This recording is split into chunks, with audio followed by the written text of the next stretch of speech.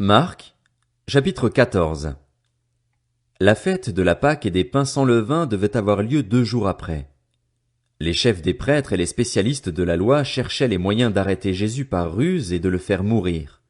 Ils se disaient en effet que ce ne soit pas pendant la fête, afin qu'il n'y ait pas d'agitation parmi le peuple. Comme Jésus était à Béthanie, dans la maison de Simon le lépreux, une femme entra pendant qu'il se trouvait à table. Elle tenait un vase qui contenait un parfum de nard pur très cher. Elle brisa le vase et versa le parfum sur la tête de Jésus. Quelques-uns exprimèrent leur indignation entre eux. À quoi bon gaspiller ce parfum? On aurait pu le vendre plus de 300 pièces d'argent et les donner aux pauvres. Et ils s'irritaient contre cette femme. Mais Jésus dit, Laissez-la. Pourquoi lui faites-vous de la peine? Elle a fait une bonne action envers moi. En effet, vous avez toujours les pauvres avec vous et vous pouvez leur faire du bien quand vous le voulez, mais vous ne m'aurez pas toujours. Elle a fait ce qu'elle a pu, elle a d'avance parfumé mon corps pour l'ensevelissement. Je vous le dis en vérité, partout où cette bonne nouvelle sera proclamée, dans le monde entier, on racontera aussi en souvenir de cette femme ce qu'elle a fait. Judas l'Iscariote, l'un des 12, alla vers les chefs des prêtres afin de leur livrer Jésus. Ils se réjouirent en l'entendant et promirent de lui donner de l'argent. Quant à Judas, il se mit à chercher une occasion favorable pour le trahir. Le premier jour des pains sans levain, où l'on sacrifiait l'agneau pascal, les disciples de Jésus lui dirent « Où veux-tu que nous allions te préparer le repas de la Pâque ?» Il envoya 2 de ses disciples et leur dit « Allez à la ville, vous rencontrerez un homme qui porte une cruche d'eau. Suivez-le. Là où il entrera, dites au propriétaire de la maison « Le maître dit, où est la salle où je mangerai la Pâque avec mes disciples? Alors il vous montrera une grande chambre à l'étage, aménagée et toute prête. C'est là que vous nous préparerez la Pâque. Ses disciples partirent, arrivèrent à la ville et trouvèrent tout comme il le leur avait dit, et ils préparèrent la Pâque. Le soir venu, il s'y rendit avec les 12. Pendant qu'ils étaient à table et qu'ils mangeaient, Jésus dit, Je vous le dis en vérité, l'un de vous, qui mange avec moi, me trahira. Ils devinrent tout tristes et lui dirent l'un après l'autre, Est-ce moi? Il leur répondit, C'est l'un des 12, celui qui met la main dans le plat avec moi. Le Fils de l'homme s'en va conformément à ce qui est écrit à son sujet, mais malheur à l'homme par qui le Fils de l'homme est trahi. Mieux vaudrait pour cet homme qu'il ne soit pas né. Pendant qu'ils mangeaient, Jésus prit du pain et, après avoir prononcé la prière de bénédiction, il le rompit et le leur donna en disant, Prenez, mangez, ceci est mon corps. Il prit ensuite une coupe et, après avoir remercié Dieu, il la leur donna et ils en burent tous. Il leur dit, Ceci est mon sang, le sang de la nouvelle alliance, qui est versé pour beaucoup.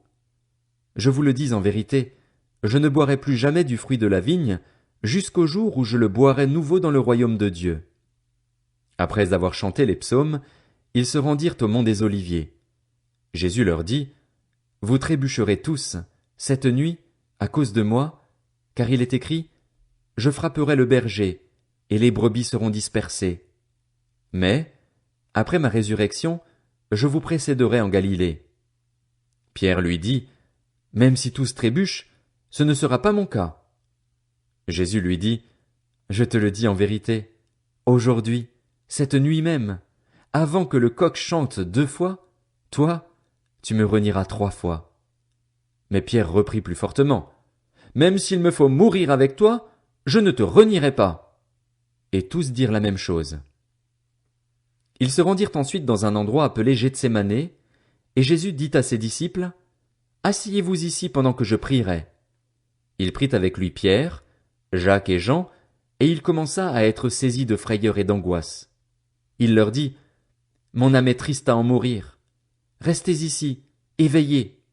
Puis il avança de quelques pas, se jeta contre terre et pria que, si cela était possible, cette heure s'éloigne de lui. Il disait, Abba, Père, tout est possible. Éloigne de moi cette coupe. Toutefois, non pas ce que je veux, mais ce que tu veux. Il vint vers les disciples, qu'il trouva endormis, et il dit à Pierre, Simon, tu dors, tu n'as pas pu rester réveillé 1 seule heure. Restez vigilants et priez pour ne pas céder à la tentation. L'esprit est bien disposé, mais par nature l'homme est faible. Il s'éloigna de nouveau et fit la même prière. Il revint et les trouva encore endormis, car ils avaient les paupières lourdes. Ils ne surent que lui répondre. Il revint pour la 3e fois et leur dit, « Vous dormez maintenant et vous vous reposez. C'est assez. L'heure est venue. Voici que le Fils de l'homme est livré entre les mains des pécheurs. Levez-vous, allons-y. Celui qui me trahit s'approche. » Il parlait encore quand soudain arriva Judas, l'un des 12, avec une foule armée d'épées et de bâtons envoyés par les chefs des prêtres, par les spécialistes de la loi et par les anciens. Celui qui le trahissait leur avait donné ce signe. L'homme auquel je donnerai un baiser, c'est lui. Arrêtez-le et emmenez-le sous bonne garde. Dès qu'il fut arrivé, il s'approcha de Jésus en disant, Maître! Et il l'embrassa. Alors ces gens mirent la main sur Jésus et l'arrêtèrent. Un de ceux qui étaient là tira l'épée, frappa le serviteur du grand prêtre et lui emporta l'oreille. Jésus prit la parole et leur dit, Vous êtes venus vous emparer de moi avec des épées et des bâtons, comme pour un brigand. J'étais tous les jours parmi vous, enseignant dans le temple, et vous ne m'avez pas arrêté. Mais c'est afin que les Écritures soient accomplies. Alors tous l'abandonnèrent et prirent la fuite. Un jeune homme le suivait, habillé d'un simple drap. On l'attrapa, mais il lâcha le drap et se sauva tout nu. Ils emmenèrent Jésus chez le grand prêtre, où se rassemblèrent tous les chefs des prêtres, les anciens et les spécialistes de la loi. Pierre le suivit de loin jusqu'à l'intérieur de la cour du grand prêtre. Il s'assit avec les serviteurs et il se chauffait près du feu. Les chefs des prêtres et tout le Sanhédrin cherchaient un témoignage contre Jésus pour le faire mourir, et ils n'en trouvaient pas. Beaucoup rendaient en effet de faux témoignages contre lui, mais les témoignages n'étaient pas concordants. Quelques-uns se levèrent et portèrent un faux témoignage contre lui en disant « Nous l'avons entendu dire, je détruirai ce temple fait par la main de l'homme, et en 3 jours j'en construirai un autre qui ne sera pas fait de main d'homme. » Même sur ce point-là, leur témoignage ne concordait pas.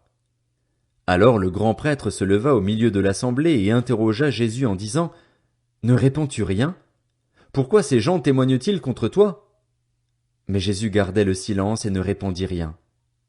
Le grand prêtre l'interrogea de nouveau et lui dit « Es-tu le Messie, le Fils du Dieu béni ?»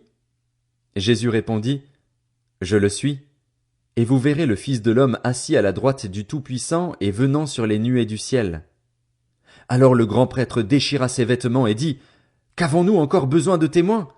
Vous avez entendu le blasphème. Qu'en pensez-vous » Tous le condamnèrent, déclarant qu'il méritait la mort.